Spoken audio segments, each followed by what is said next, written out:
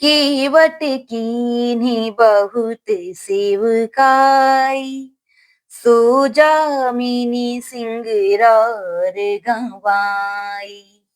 होत प्रात but छीरु Magawa, जटा मुकुट निज शीस बनावा।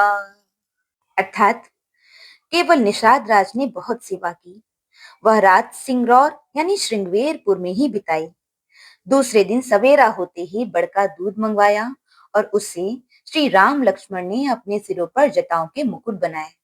राम सखा तब नाव मगाई, प्रिया चढ़ाई चढ़े रघुराई। लखन बान धनु धरे बनाई, आपु चढ़े प्रभु आयसु पाई। अर्थात तब श्री रामचंद्र जी के सखा निषाद राज ने नाव मंगवाई। पहले प्रिया सीता जी को उस पर चढ़ाकर फिर श्री रघुनाथ जी चढ़े। फिर लक्ष्मण जी ने धनुष बाण सजाकर रखे और प्रभु श्री रामचंद्र जी की आज्ञा पाकर स्वयं चढ़े। बिकल बिलो की मोहि रघुबीरा, बोले मधुर बचन धरि धीरा।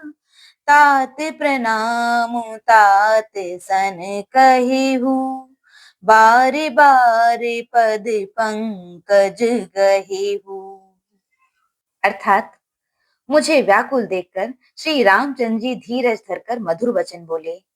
हे तात, पिताजी से मेरा प्रणाम कहना और मेरी ओर से बार बार उनके चरण कमल पकड़ना। कर भी पाए परि बिनय बहोरी, तात करिए जनि चिंता मोरी। बन मग मंगल कुशल हमारे, कृपा अनुग्रह पुण्य तुम्हारे। अर्थात फिर पांव पकड़कर विनती करना कि हे पिताजी, आप मेरी चिंता ना कीजिए। आपकी कृपा, अनुग्रह और पुण्य से वन में और मार्ग में हमारा कुशल मंगल होगा। तुम्हरी अनुग्रह तात कानन जात सब सुख पाई हूँ। प्रतिपालिया यसु कुशल देखन पाए, पुनि फिरि आई हूँ। जननी सकल परितोषी परि परि पाए, करि बिनती घनी। तुलसी करे हु सोई जतनु, जिन कुशली रहन कौशल धनी।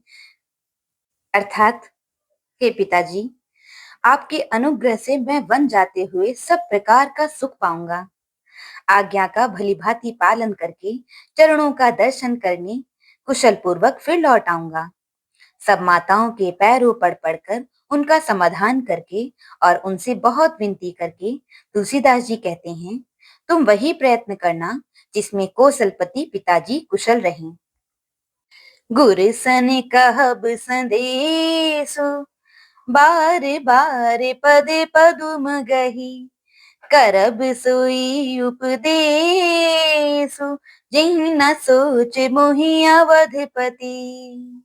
अर्थात बार बार चरण कमलों को पकड़कर गुरु वशिष्ठ जी से मेरा संदेश कहना कि वे वही उपदेश दें जिससे अवधपति पिताजी मेरा सोच ना करें। बोलो सियावर रामचंद्र जी की जय।